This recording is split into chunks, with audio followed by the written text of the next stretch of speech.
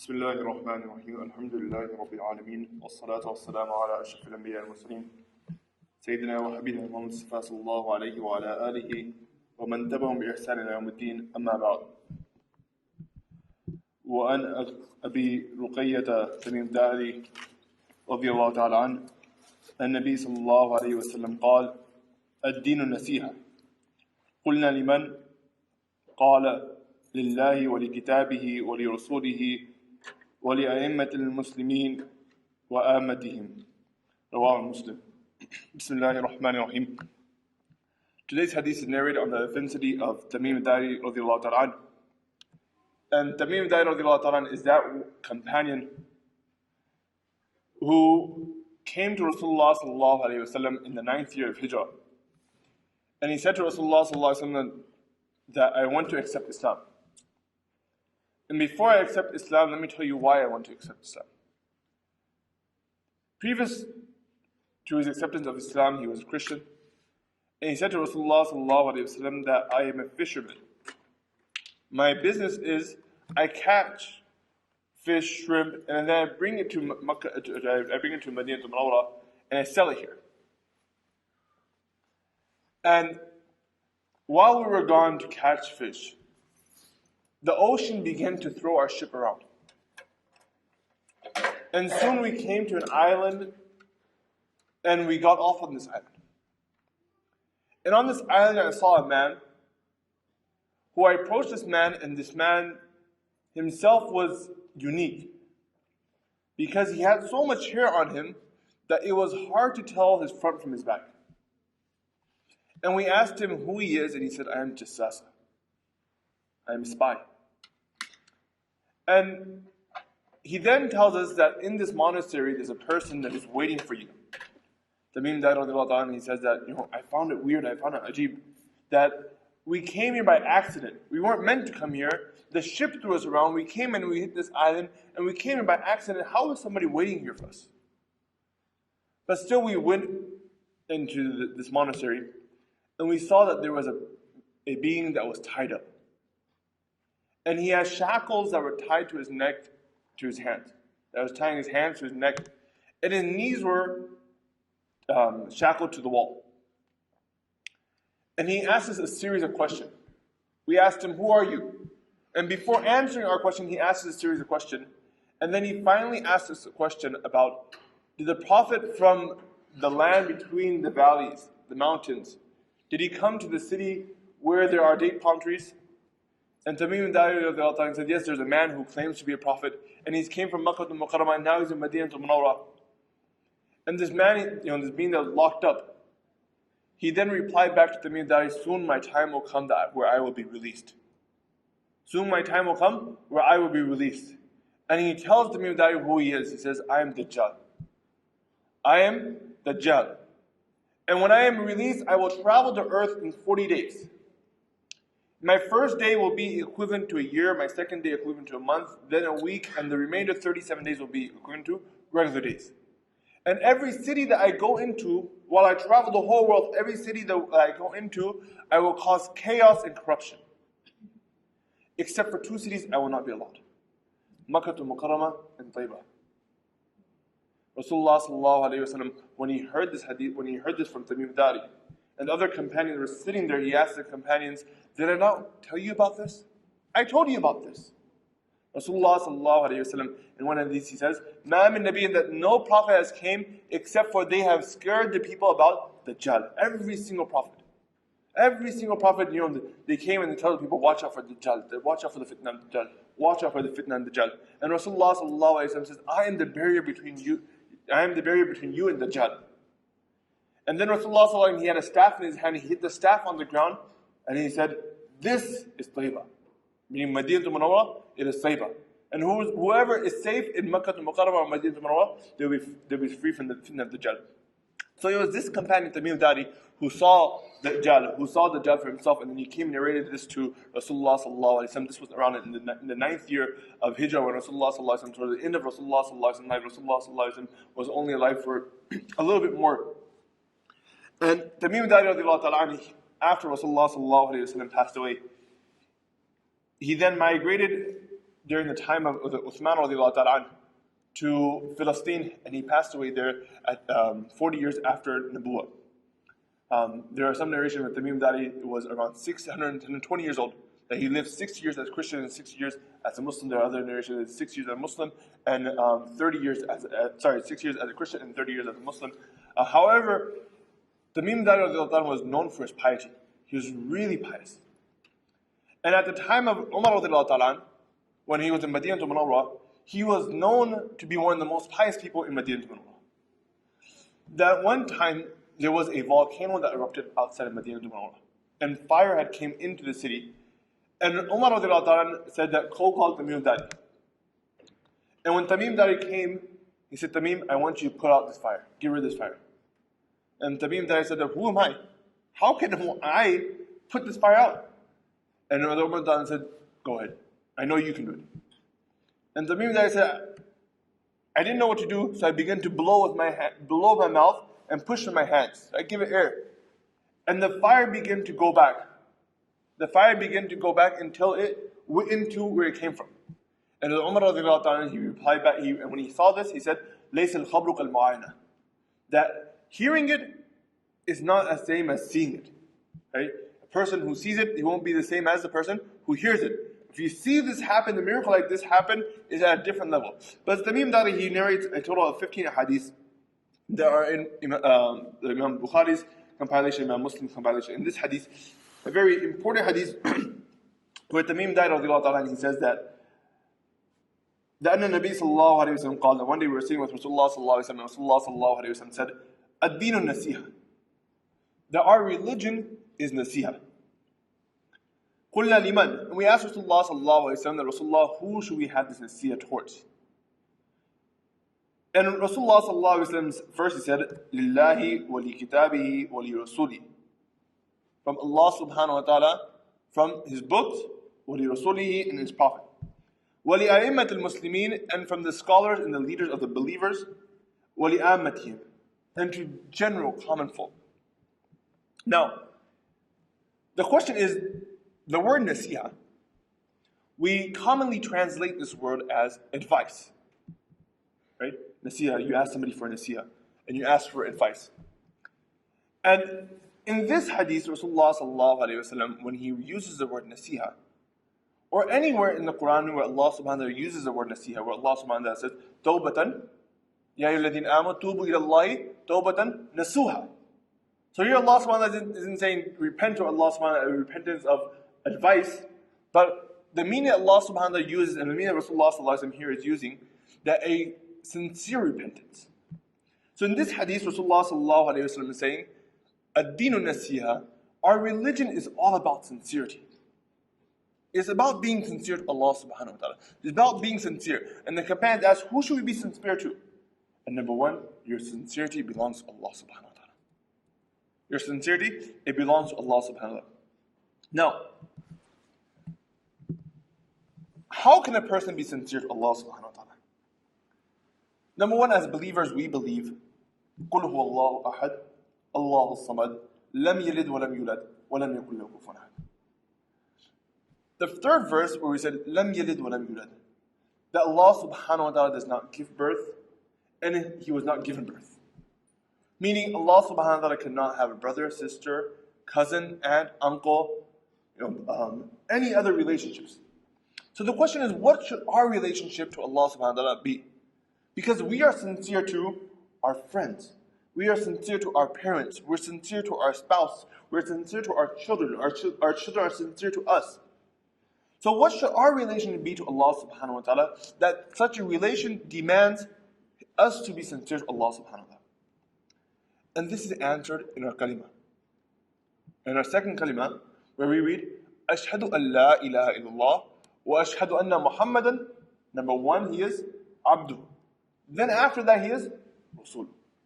Now if you look at this, the reason why, if you weigh both of these things, Abd and Rasul, to be a servant and to be a prophet, which one of these two has more weight? To be a prophet, more weight here. Whereas Abd, it's more common. But the reason why Allah subhanahu wa ta'ala mentions this verse, because there will only be a handful of Rasuls. But every single human being in this dunya will be abd. Every single human being in the dunya will be abd. So there'll be a handful of Rasuls, but every single human being is the abd. And we are servants of Allah subhanahu wa ta'ala, and this is the only relationship that as a Muslim, or as anyone, that we can have with Allah subhanahu wa ta'ala. That we are His servants. Now, the servants of Allah subhanahu wa ta'ala, to be sincere to Him, number one, we only believe in Him. We only believe in Him. It's like a friendship. A friendship is that you will always remain friend with that person. And you remain sincere and loyal to that person. And this is why a person who is not sincere with Allah subhanahu wa ta'ala, a person who does not believe in Allah subhanahu wa ta'ala, as Muslims, we believe Allah subhanahu wa ta'ala in the Quran, He makes mention that Ibrahim alayhi salatu wasalam made dua for his father. And Allah subhanahu wa ta'ala stopped him. The reason why? Because his father was not a believer. And as Muslims, we believe any person who dies without Islam, a person who dies without Islam, we are not allowed to make dua for this person. We cannot ask for mercy. And any person who is alive in this dunya, what we can do, we can ask for his hidayah. We can ask that Allah subhanahu wa ta'ala give them guidance. But we cannot ask that Allah subhanahu wa ta'ala forgive their sins. Now a question arises, why does Islam allow us to ask for their forgiveness? And why is it that a person that is kafir, how come they cannot pay their time in Jahannam and then come to Jannah? Why is it that only Muslims will go to Jannah? Rasulullah sallallahu alayhi wa sallam in one hadith says, "Man qala la ilaha illallah, dakhala Jannah." Whoever says la ilaha illallah, they will enter Jannah. Now, first they might have to pay for their sins, go through some punishment, and if you do the crime, you pay the time. But somewhere down the line, dakhala Jannah, you enter Jannah. And as we said before, the Jannah, it only has one entrance. There is no exit. So going back to the question, why is it that Islam is so strict? That a person who dies without Islam, why is it that we cannot ask for forgiveness for that person? And at the same time, why is it that person will never enter Jannah? The worst crime that anybody can commit in a country is treason. To be disloyal to the country. Right? In America, this is the worst crime possible, that you are unloyal to your country. The worst crime that any husband can commit or any wife can commit to their husbands or their spouses is that you are disloyal to them. The worst crime that any friend can do is that you are disloyal. So loyalty in this dunya, it has a weight to it. There's a weight to it. Loyalty, it's important. When you are no longer loyal to a person, that friendship is now dissolved. That friendship is now over. That relationship is now over. And this is why treason, disloyalty it deserves a capital punishment. Now, being disloyal to Allah subhanahu wa ta'ala, that Allah subhanahu wa ta'ala created us. And Allah subhanahu wa ta'ala gave us so many favors. He gave us our intellect. He gave us our senses. He gave us a body. He gave us a family. He gave us mother and father. And every single ni'mah that we have around us. In one hadith, Rasulullah sallallahu alayhi wa sallam says that everything is created for you. And you are created for Allah subhanahu wa ta'ala. Every single thing is created for you, and you are created for Allah subhanahu wa ta'ala. So everything that is created for us, these are the gifts that Allah subhanahu wa ta'ala bestowed upon us. And in return of these gifts, Allah subhanahu wa ta'ala, all He asks for, my servant, that you are loyal to me. And your loyalty to me is that you believe in me. And you do not associate partners with me. This is the loyalty of Allah subhanahu wa ta'ala. And when a person is disloyal, right? So it's like a friend who is disloyal to his other friend who stabs him in the back, he can no longer be trusted. Now, no matter how much you try to fix that relationship, it's not going to happen. Illa mashallah. Right? So here, when a person is disloyal to Allah subhanahu wa ta'ala, just like when a person is disloyal to his country, such a crime deserves a capital punishment, a very strict punishment. And this is why this person, he has now attained the anger of Allah subhanahu wa ta'ala, and Allah subhanahu wa ta'ala, this person will no longer be allowed to enter Jannah. So going back to the hadith, In this hadith, Rasulullah sallallahu alaihi wasallam says that number one, you are sincere to Allah subhanahu wa ta'ala. And being sincere to Allah subhanahu wa ta'ala is that number one, you believe in Him. And after believing in Him, you obey Him. You do not associate partners, so you believe in Him. You do not associate partners with Him. And you obey Him. And you stay away from anything that Allah subhanahu wa ta'ala, and when we talked about in the last hadith, that Allah subhanahu wa ta'ala has boundaries. And His boundaries are maharimun, the things that He has made haram. So being loyal to Allah subhanahu wa ta'ala, number one, you do not associate, you believe in Him, you do not associate partners with Him, and not associating partners, Allah subhanahu wa ta'ala in the Quran, He says that Allah subhanahu wa ta'ala will forgive any sin that He wishes. He'll forgive any sin that He wishes, except for shirk. Right? When Rasulullah sallallahu alayhi wa sallam, when Rasulullah sallallahu alayhi wa sallam was in Madinah Munawwarah, he had sent a letter to Wahshi, the murderer of his uncle Hamza radiallahu anhu. And in this letter, he calls Wahshi to Islam.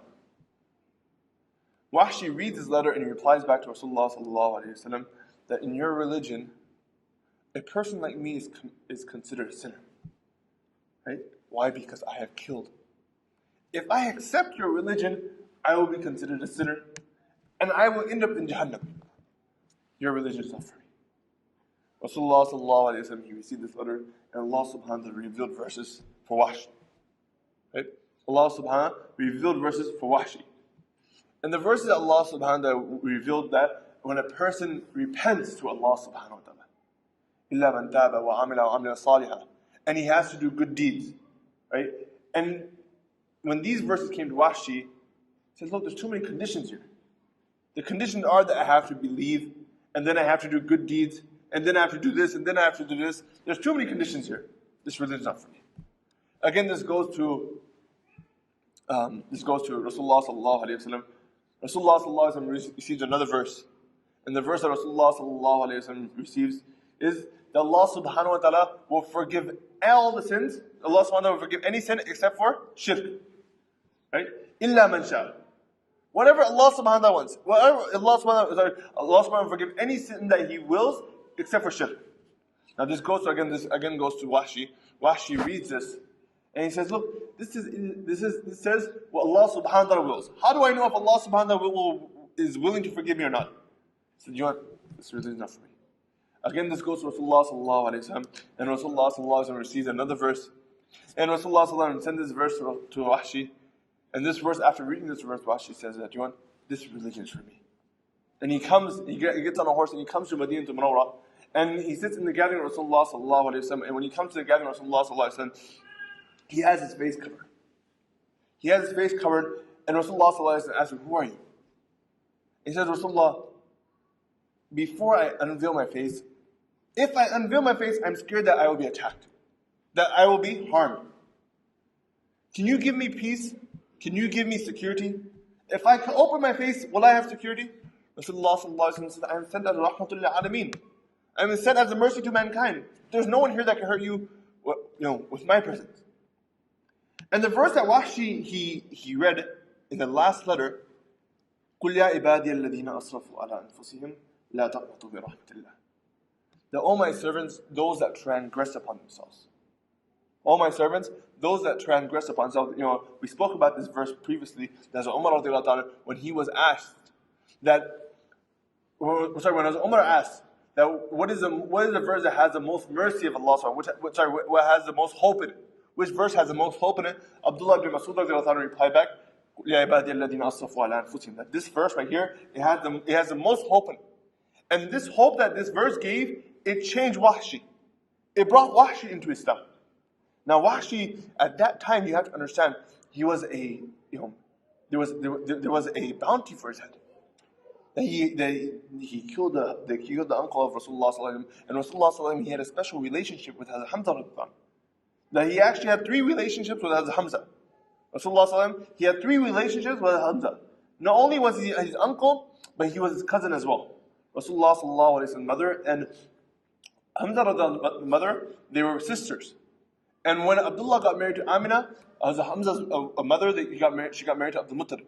So they were uncles and nephew. They were also cousins. And at the same time, they were foster brothers, because both of them were nursed by a woman by the name of Thuwayba. Right? So you have three relationships, and the more relationship that you have with a person, the stronger it becomes. First, you're friends. Then you become your brother-in-law and brother-in-law. It becomes stronger and stronger. Then you work together, you have some more relationship together, your relationship gets stronger and stronger and stronger. So here Rasulullah sallallahu alaihi wasallam, he had three relationships with Hamza al-Dan, and this man he has killed Hamza al-Dan. The man who Rasulullah sallallahu alaihi wasallam says, "O Hamza Asadullah wa Asadu Rasuli." The Hamza, he was a lion of Allah subhanahu wa ta'ala. And he was a lion of Rasulullah sallallahu alaihi wasallam. Imagine a title like that. That Rasulullah sallallahu alaihi wasallam says that he is a lion of Allah subhanahu wa ta'ala, the most fierce animal in the jungle, and he is a lion of Rasulullah sallallahu alaihi wasallam. So Wahshi, he had murdered the uncle of Rasulullah sallallahu alaihi wasallam. So he comes to Rasulullah, he goes, Rasulullah, if I unveil my face, tell me, do I have security? He says, yes, you have security. I give you security. Wahshi, he moves his face. Hazrat Umar radiallahu anhu stands up, immediately pulls out his sword. He said, Rasulullah sallallahu alaihi wasallam, Da'ni adrib unukum. Give me permission, I'll chop his head off. How can he come in your gathering? Rasulullah sallallahu alaihi wasallam calms down. Umar radiallahu anhu, Umar, calm down. He says, why are you here? The last verse that you sent, that hit me in the heart. The last verse that you sent, it had an asar on me. It had an effect on me. And I'm here to accept Islam. Rasulullah sallallahu alayhi wa sallam says to Wahshi that recite after me. Ashhadu an la ilaha illallah wa ashhadu anna Muhammadan Rasulullah. And he comes into the fold of Islam. Rasulullah sallallahu alayhi wa sallam says, but look, you are now a Muslim. All of your past sins have been forgiven. Everything is wiped away. But I have a little request for you. My request is a personal request. Nothing to do with Islam, but personal request. When I see you, I remember the dead body of my uncle, Hamza. I remember Hamza radiallahu anhu. And it makes me want to cry. So instead of sitting in front of me, just sit to my side. Instead of sitting in front of me, just sit to my side. But the reason why we mentioned this hadith here, this story here, because Wahshi, when Allah subhanahu wa ta'ala revealed the verses, that Qul ya ibadi, tell my servant. Here Allah subhanahu wa ta'ala is calling Wahshi his servant, and Wahshi did not even accept Islam. He did not even accept Islam, and Allah subhanahu wa ta'ala is saying that you are still my servant. You are my servant. You just went away, come back. Come back to me, do not lose hope. My doors of mercy are open. Inna Allah yaghfiru dhunuba jami'a, that I will forgive all of your sins. Innahu al-ghafur rahim. Now, if you look at the wording in the Quran, in some places Allah subhanahu wa ta'ala says, قُلْ يَا أَيُّهَا الَّذِينَ آمَنُوا قُلْ يَا أَيُّهَا الْكَافِرُونَ. If Allah subhanahu wa ta'ala wanted, He could have said, قُلْ يَا أَيُّهَا الْكَافِرُونَ, and this verse could have only been for the disbelievers that come into the fold of Islam, everything will be forgiven. Or if you look at this verse, it could have been قُلْ يَا أَيُّهَا الَّذِينَ آمَنُوا, those who believe, that you have already believed, you're in good shape, you're going to enter Jannah. Just ask for forgiveness and your sins will be forgiven. But Allah subhanahu wa ta'ala, He is beyond this. That His doors of mercy is not only one door that open, or not only the second door is open, but His doors of mercy are extremely open for everybody. That come all. Everybody come. If you are a believer, come. If you are a disbeliever, come. All you have to do is show your loyalty to Allah subhanahu wa ta'ala, repent back to Allah subhanahu wa ta'ala, and watch Allah subhanahu wa ta'ala. He forgives your sins just the way that He forgave the sins of Wahshi. Now, another part of being loyal to Allah subhanahu wa ta'ala is obeying His commands. Anything that Allah subhanahu wa ta'ala has said to do, we do. Anything Allah subhanahu wa ta'ala says to stay away from, we stay away from. And the second thing that Rasulullah sallallahu alayhi wa sallam says, وَلِي كِتَابِهِ, that you should be loyal to the book of Allah subhanahu wa ta'ala. Now, being loyal to the book of Allah subhanahu wa ta'ala, this is very obvious what Rasulullah sallallahu alayhi wa sallam is saying, that the relationship that you have, like the relationship that you have with Allah subhanahu wa ta'ala. Sometimes you have a relationship with a person, and you don't call them for some time, and they become naraz, they become upset. That, kya yaar, bhul gaye? You haven't called me for a long time, you've been, I'm very busy, you don't pick up my call anymore. Right? When we have a friend like that we don't speak to, they become upset. The Quran also is just like that. That the Quran is calling us, but we press reject. And I said, put on silent. I'll talk to you later on. Baad mein aaram se baat karenge. And this conversation of the Quran and us, it gets delayed to a point that we become total strangers. We become total strangers. We don't know who each other are. And loyalty to the Quran is that you don't reach that point. That you don't become a stranger to the Quran. Loyalty to the Quran is, there are certain people that you might hit the reject button to. There are certain people you might hit silent on your phone to. But if it's your spouse, or if it's your parents, actually, nowadays parents is on the top of the list. But if it's your spouse or someone you care for, someone who you're sincere to, you'll never hit reject, or you never hit silent. So the Quran should be on that list, who you have a special connection with, that you read a portion every single day. Reading Quran every single day is extremely important. Whatever little you can read, in the hadith that we have up here, that the most beloved acts to Allah subhanahu wa ta'ala, ahabbul a'mali Allah adwamuha wa in qalla. That the most beloved act to Allah subhanahu wa ta'ala are the ones that are perpetuous, that are continuous. Wa in qalla, even though they're small. Right? Very powerful hadith. Extremely powerful hadith, that forget about coming and reading the whole Quran in one day. Right? To gain maximum benefit in anything, you cannot do it a lot at one time. But rather you should do it continuously, little. And then excel from there. Right?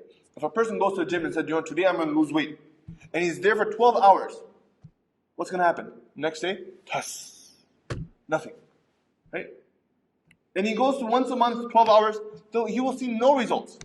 But if he goes every single day for half an hour, believe me, he'll start seeing results slowly. Right? So our relationship with the Quran, nobody is saying that you have to read 1 juz, or you have to read 3 juz, or you have to read half a juz. But whatever we can read with ease. If it's 1 surah, 1 surah. If it's half a page, half a page. If it's 1 page, 1 page. Why? Because the most beloved acts of Allah subhanahu wa ta'ala are the ones that are continuous. Set aside, half a page that you read. Set aside 1 page that you read. But then you stick to it. I'm moving away from the topic a little bit. Our Sheikh Yusuf Mutala, he used to tell a story about his classmate his roommate. When he was a student himself, he said that my roommate one day, he became very ill. And I woke up in the morning, and I saw that he was, at the night before we went to sleep, I saw that he was ill. And I wake up in the morning, and I see that he's sitting there with his blanket, but he's smiling. He's happy. And I approached him and I said, what happened? Why are you so happy? Are you okay? You have your blanket on, so it looks like you're sick, but why are you smiling? He said, last night I saw Rasulullah sallallahu alaihi wasallam in my dream. And Rasulullah sallallahu alaihi wasallam, one hadith says, Man ra'ani faqad ra'ani. Whoever has seen me in his dream, he has definitely seen me. Why? Because shaitan cannot take my form. Right? Man ra'ani faqad ra'ani. And you will know it's me. You have a relationship, you're a believer, you will know it's me, and shaitan cannot take my form. Then Rasulullah, he says that Rasulullah sallallahu alaihi wasallam came to my dream, and he said to me that every night I receive 10 duruds from you. Every night I receive 10 duruds from you. Last night, kya hua? There was no durud that came. Now how long does it take to read 10 durud? Sallallahu alaihi wasallam, sallallahu alaihi wasallam, sallallahu alaihi wasallam, sallallahu alaihi wasallam, sallallahu alaihi wasallam. Allahumma salli ala Muhammad, Allahumma salli ala Muhammad, Allahumma salli ala Muhammad, Allahumma salli ala Muhammad, Allahumma salli ala Muhammad. 10 durud. But every night I receive 10 durud from you. Last night, where are my duruds? He said, Rasulullah, I'm sick. I fell asleep. Rasulullah sallallahu alaihi wasallam, in his dream, he says that I'll read it. And Rasulullah sallallahu alaihi wasallam read durud in his dream 10 times. So, again, a very small deed, but it's done continuous. Our relationship with the Quran, to the minimum, it should be like that. So, again, there's no open permission that you just read 3 ayats and that's it, close the Quran. But whatever you can do comfortably. If you can read 1 page comfortably, then read 1 page. If you can read 1 juz comfortably, where you can take out that much time, then have that. Slowly increase your relationship with the Quran, where you're reading more and more and more. And this is sincerity to the Quran. And number 3, wali rasuli. Be sincere to Rasulullah sallallahu alaihi wasallam. In one hadith, Rasulullah sallallahu alaihi wasallam says, "La yu'minu ahadukum حتى أكون أحب إليه من والده وولده والناس أجمعين. That none of you is a true believer until I, Rasulullah sallallahu alaihi wasallam, I, Muhammad, I become more beloved to you more than your father, your children, and the whole of mankind. The way that you love your father, the way that you love your children. The Mufassirin say that, the Muhaddisin say that, why did Rasulullah sallallahu alaihi wasallam say, liwalidihi, and then walidihi? The relationship between us and our father is different from our relationship with us and our children. Why? Because you might get upset with your father sometimes, you might have a fight with your father sometimes, you might rebel against him, but you'll never rebel against your children. You will always love your children. They're a part of you. So Muhaddisin say, why did Rasulullah sallallahu alaihi wasallam say liwalidihi first, then walidi? And the reply to that is because everybody has a walid. Not everybody has children. So here Rasulullah sallallahu alaihi wasallam first said that the first part is for everybody. Liwalidi, every single person has a walid, and if you have a children, then I should be more beloved than him as well.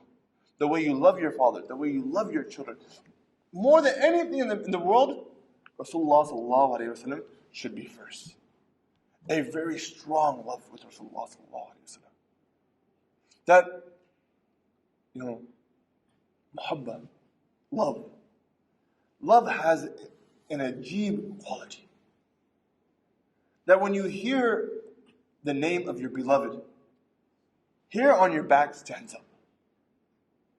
When you hear the name of your beloved, a smile creeps onto your face. When you hear the name of your beloved, your heart begins to beat. Ask a person who's just recently engaged. When they receive a text message, forget about receiving text messages, they hear the name of their fiance. Their face totally changes. You can tell there's something that just happened. That's the love that they have. But the love that we should have with Rasulullah sallallahu alaihi wasallam should be beyond this. That should be nothing. Now you tell me, how many times have we learned the seerah of Rasulullah sallallahu alaihi wasallam? Learned the life of Rasulullah sallallahu alaihi wasallam, about the different events that took place, and the different tortures and the harshness that Rasulullah sallallahu alaihi wasallam went through. And you tell me, if your child, or if my child, and again, Allah subhanahu wa ta'ala protect our family, and Allah subhanahu wa ta'ala protect our parents, our children, and protect us. But if something were to happen to our children, wouldn't a teardrop drop from our eyes onto our cheeks? Of course. But the seerah of Rasulullah sallallahu alaihi wasallam, we've heard it so many times, and we learned it so many times, and that teardrop is still waiting. That release me. Have that love for Rasulullah sallallahu alaihi wasallam that I can come out. Have that love for Rasulullah sallallahu alaihi wasallam that I can fall out. But unfortunately, it's not there. Unfortunately, that connection with Rasulullah sallallahu alaihi wasallam isn't there. And it's important that a person, to build love for Rasulullah sallallahu alaihi wasallam, you read the seerah of Rasulullah sallallahu alaihi wasallam with a clean heart. It's not just story time, but a story of your beloved, of your mahshuq, the one that you love the most. Have that intention that I'm learning the seerah of Rasulullah sallallahu alaihi wasallam to fall in love with Rasulullah sallallahu alaihi wasallam. Want to fall in love with Rasulullah sallallahu alaihi wasallam, and trust me, you will fall in love with him. It is impossible for a person who reads the seerah with a clean heart. With a clean heart and a clean intention that I will love Rasulullah sallallahu alaihi wasallam, that he doesn't fall in love with Rasulullah sallallahu alaihi wasallam. And then trust me, every time you hear the story of Taif, you'll begin to cry. Every time you hear that Rasulullah sallallahu alaihi wasallam was hurt, your body will change. A different kayfiyat will take place. Your eyes will go soft.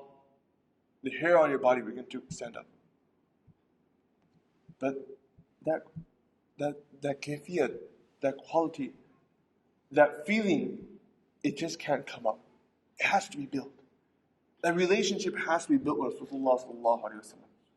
Your tongue has to begin to move with sallallahu alaihi wasallam, sallallahu alaihi wasallam, sallallahu alaihi wasallam. You have to train yourself to love him. You have to read about the sacrifice that Rasulullah sallallahu alaihi wasallam went through. Rasulullah sallallahu alaihi wasallam, by habit, when he would come into Madinah Munawwarah, he would first go to Masjid Nabawi, and he would perform 2 rakat salah, and then from there he would go to the house of Fatima. One time Rasulullah sallallahu alaihi wasallam came to Madinah Munawwara, and like a habit, he went to Masjid Nabawi, he performed 2 rakat salah, and after performing 2 rakat salah, he went to his daughter's house. And Hazrat Fatima, at that time, she was waiting at the door. She's waiting at the door that my father's going to come. And when he came, the hadith says that yuqabbilu, she began to kiss his forehead. And she kissed his eyes. Right? Again, this is a lesson for us. How to be a good child. We feel shy saying, I love you to our parents. We can say, I love you to as many as women we want, but to say to our parents or to our mother, mushkil hota hai. We feel shy. But here, Hazrat Fatima is teaching us that when you meet your parents, kiss them. And don't be shy, kiss their forehead, kiss their eyes. I always mention our teacher, Sheikh Yusuf Mutadasab, when we were in our final years graduating, and the students were going to go home for Ramadan, he gave us 2 advices.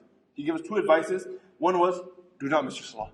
Make sure you are punctual on your salah. And number 2, when you go home to your countries, and when you go home to your cities, he said that, go to your mother and kiss her. Kiss her on her forehead, kiss her on her hands, kiss her on her feet. And we said to ourselves, we're grown men. And we said to ourselves, kiss her on her feet? And he explained that, let me tell you why. Because I used to mutala. When I go to South Africa and I meet my mother, this is what I do. I kiss her on her forehead, I kiss her on her hands, and then I scoop down and kiss her on her feet. Why? Because today I am who I am because of her. Because of her du'as. There's a great scholar that when his mother passed away, Shaitan came to him and said to him that you watch out. Why? Because you don't have your mother's dua anymore. Your mother's gone, she used to make dua, and you used to be protected. There used to be a veil between me and you. There was a security wall. That security wall is no more. Now, you're sitting duck to me. So our Shaykh says that when you greet your parents, kiss them. And it's not bid'ah or shirk kissing on their hands or their feet. It's us showing our humility and showing how humble we are in front of our parents. Because everything that we are today, it is because of them.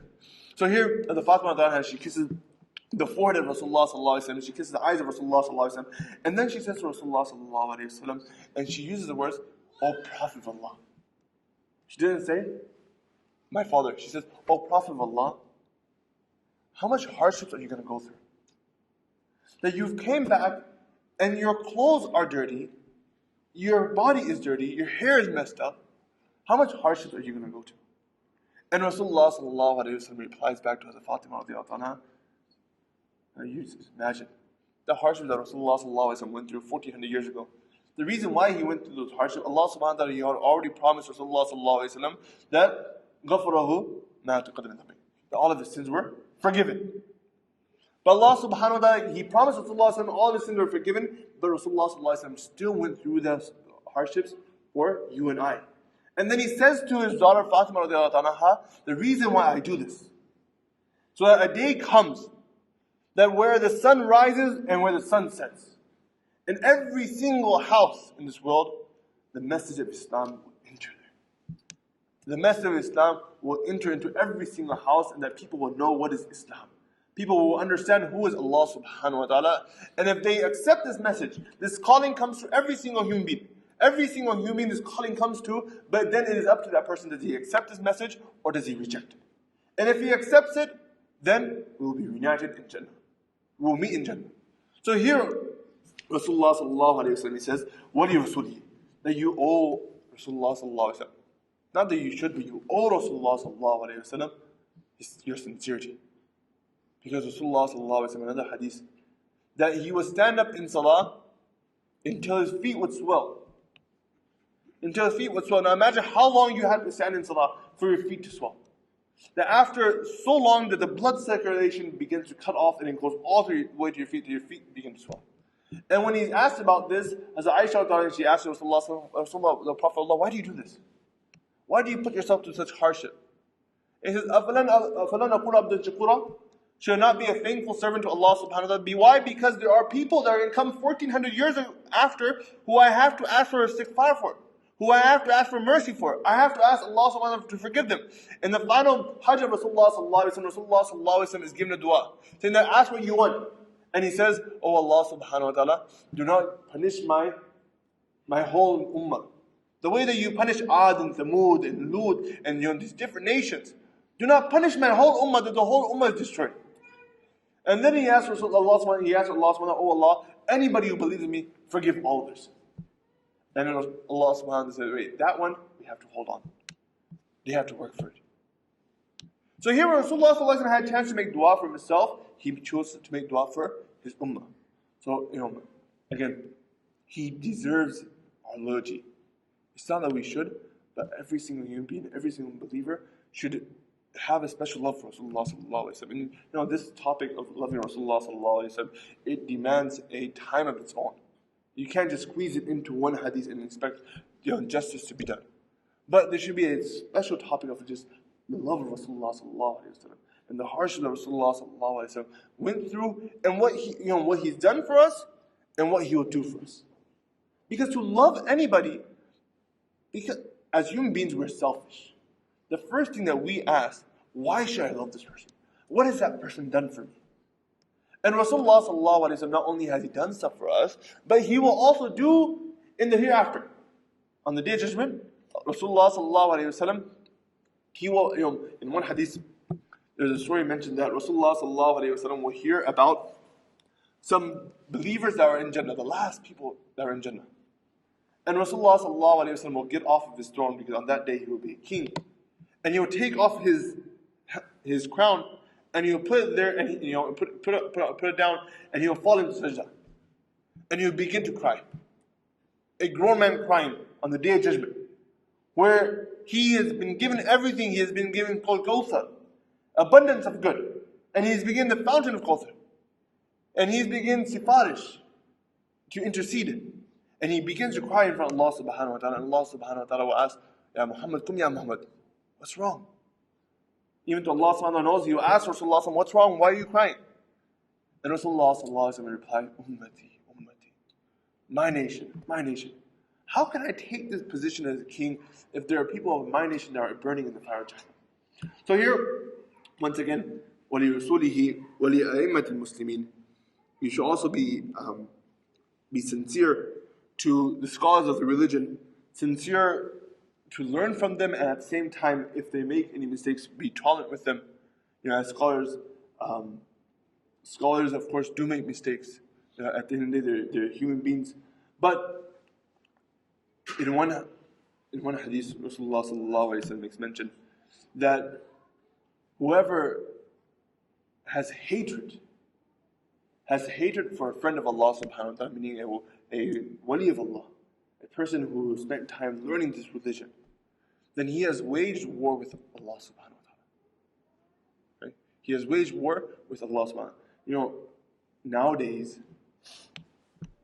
forget about people having issues with scholars that are alive. We've reached a point that we've taken up beef with scholars that have passed away. Who was Abu Hanifa? Who was Shafi? Who was this? Who was that? Bukhari made mistakes. And before you even mention Imam Hanifa rahmatullah's name, first learn his first name. What is his first name? First learn something about him and then come try to speak about him. We have enough beef with our local imams, and nowadays people have so much beef with the local imams. It's just ridiculous. One of the worst jobs in the face of this planet. I remember I was told about this one story that Imam, he received a phone call. He picked up his phone and he said, Imam Sahib, where are you? He said, I'm in Walmart. He said, do we pay you to be in Walmart? Right? Do we pay you to be in Walmart? Come to the masjid. Subhanallah. Right? Having an argument with our local imams, that's just everyday kibat. But we went a step beyond that, and we put down the actual scholars, the scholars that dedicated so much of their life, that dedicated. When we spoke about Imam Nawawi rahmatullahi alayhi, himself, how many hearts Imam Nawawi rahmatullahi alayhi went through, and even though he lived a very short life, he dedicated that short life to the sake of Allah subhanahu wa ta'ala, reading, writing, teaching. Right? And we just said, just Imam Nawawi. Right? So many people, they don't even give the title to the scholars. Right? They'll just say by the first name. Whereas when they say the doctor's name, Dr. So-and-so. They'll give a doctor a title, but they won't give a scholar, a person who is close to Allah subhanahu wa ta'ala, a title. Now again, some people might say that you're saying this because you yourself, you consider yourself a scholar. No, this whole part of being A'immat al-Muslimin, having sincerity to your scholars, not scholars like us, who we know ourselves how many sins we carry inside our shirts. We're not a wali of Allah subhanahu wa ta'ala. But the true walis of Allah subhanahu wa ta'ala, there are our prized predecessors, those that have gone before us, those that have left this world. A certificate of success is death. Those of us that are alive, we don't know if we have succeeded or not. But those that have passed away, you know that person has succeeded. And those scholars of ours that have passed away, that have left this dunya, may Allah subhanahu wa ta'ala fill their graves with His mercy, with His rahmah. May Allah subhanahu wa ta'ala give us the ability to learn from them. Instead of just thinking about them, so and so and so and so, and being disrespectful to them.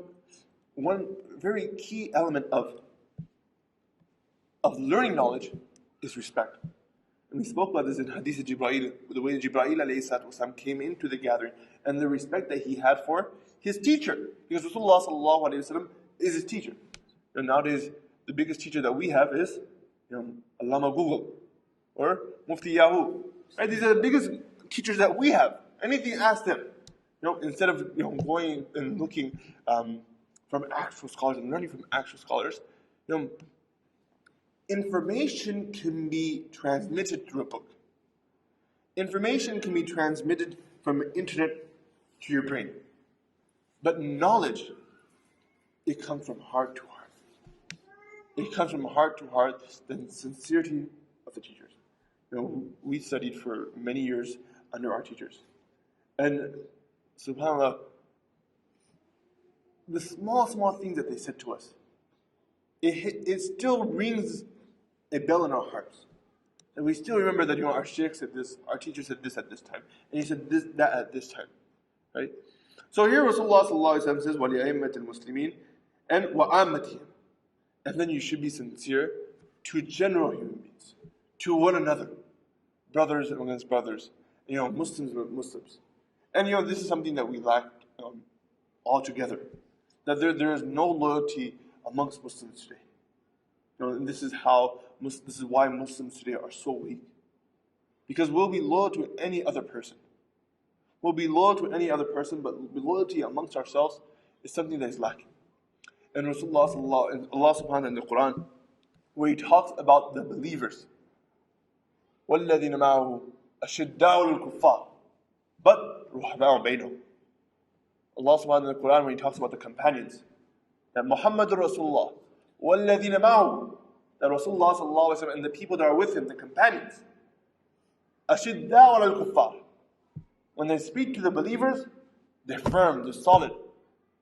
No, it didn't say they're disrespectful. They weren't disrespectful.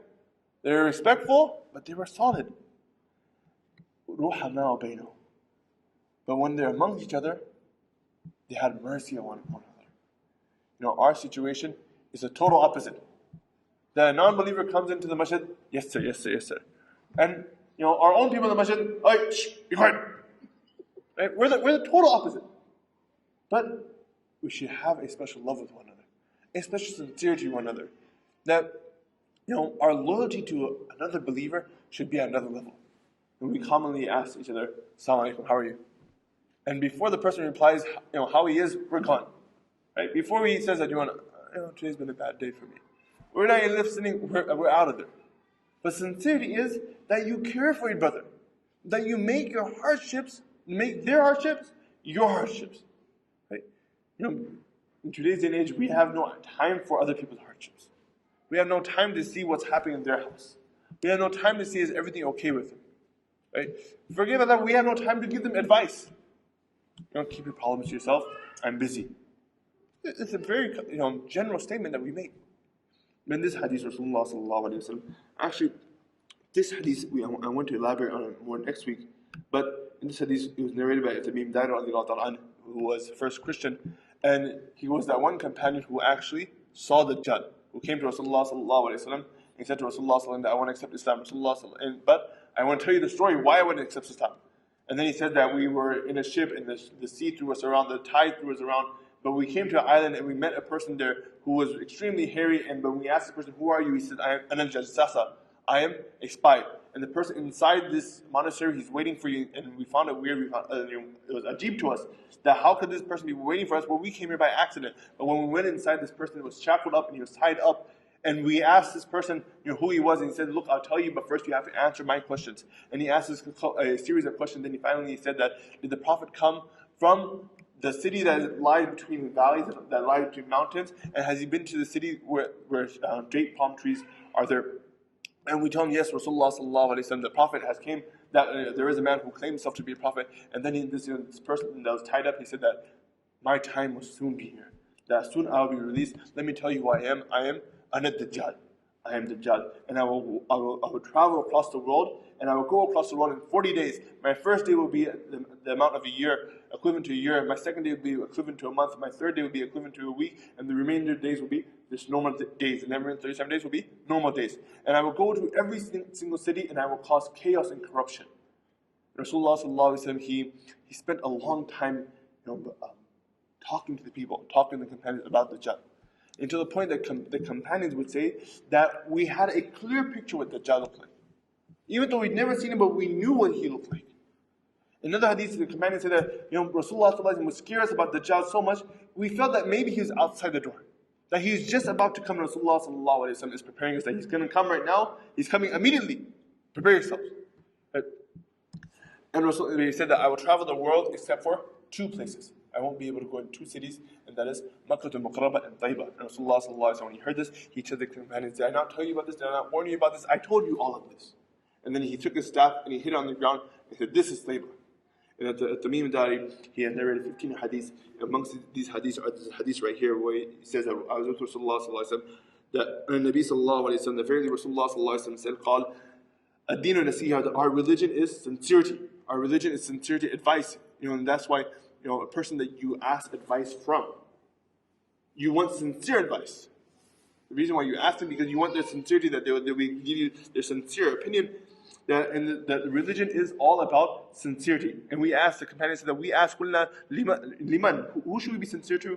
And Rasulullah said the first being that deserves your sincerity is lillahi, that you're sincere to Allah subhanahu wa ta'ala, that you only worship Allah subhanahu wa ta'ala, that you believe in Allah subhanahu wa ta'ala, that the biggest crime you can commit is to be disloyal to Allah subhanahu wa ta'ala. And you're disloyal to Allah subhanahu wa ta'ala is associating partners. And Allah subhanahu wa ta'ala in the verse says that He will forgive any sin that He wants except for shirk. Then wali kitabihi, be sincere to His book. And this is not only concise to the Quran, but to all the books of Allah subhanahu wa ta'ala.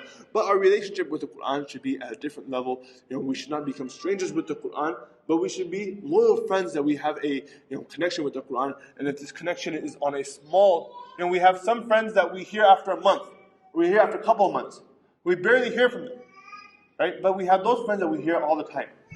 That our relationship with the Quran should be that we always hear from the Quran. We always have a connection with the Quran. Whenever we have a problem, we go to the Quran. It's not that you sometimes have a problem and you come to the person, but whenever you have a problem, you immediately go to the Quran and you find your answer in the Quran. You find your solution in the Quran. Right? So being sincere to the Quran is reading from the Quran and then being sincere to Rasulullah sallallahu alaihi wasallam. Sincere to Rasulullah sallallahu alaihi wasallam. Habibullah, the beloved of Allah subhanahu wa ta'ala. Allah subhanahu wa ta'ala in the Quran very beautifully says, لَكُلْ Rasulullah sallallahu alayhi wa sallam say, إِن كُنْتُمْ تُحِبُّنَ اللَّهِ فَاتَّبِعُونِ يُحْبِبْكُمُ اللَّهِ.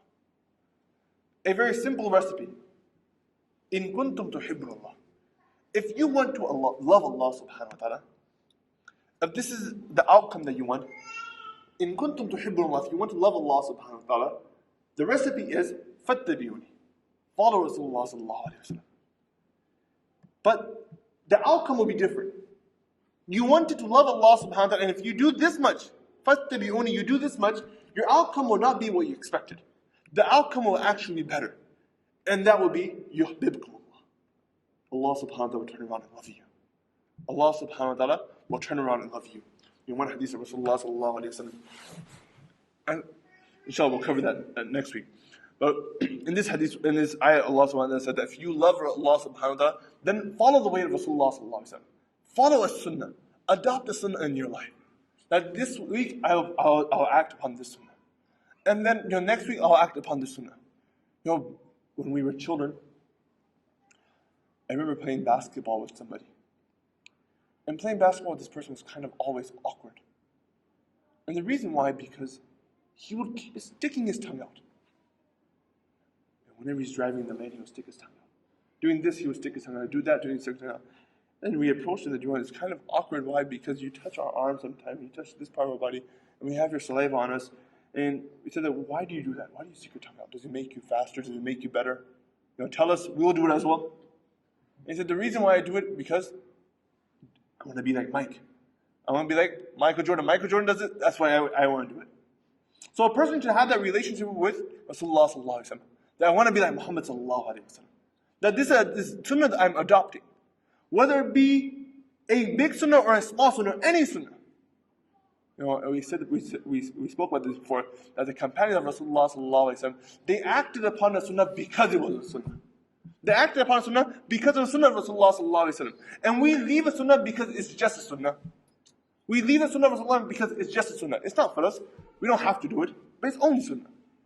But a person should be sincere to Rasulullah sallallahu alaihi wasallam and to the scholars of this religion. Again, this is talking about the asl scholars, the scholars that have left this dunya, the scholars, even the scholars that are alive, that they have sacrificed so much to pass on this knowledge, to make sure our life is beneficial. Allah subhanahu wa ta'ala in the Quran, He says that from every nation there will come a group of people who are chosen to learn this knowledge of Islam.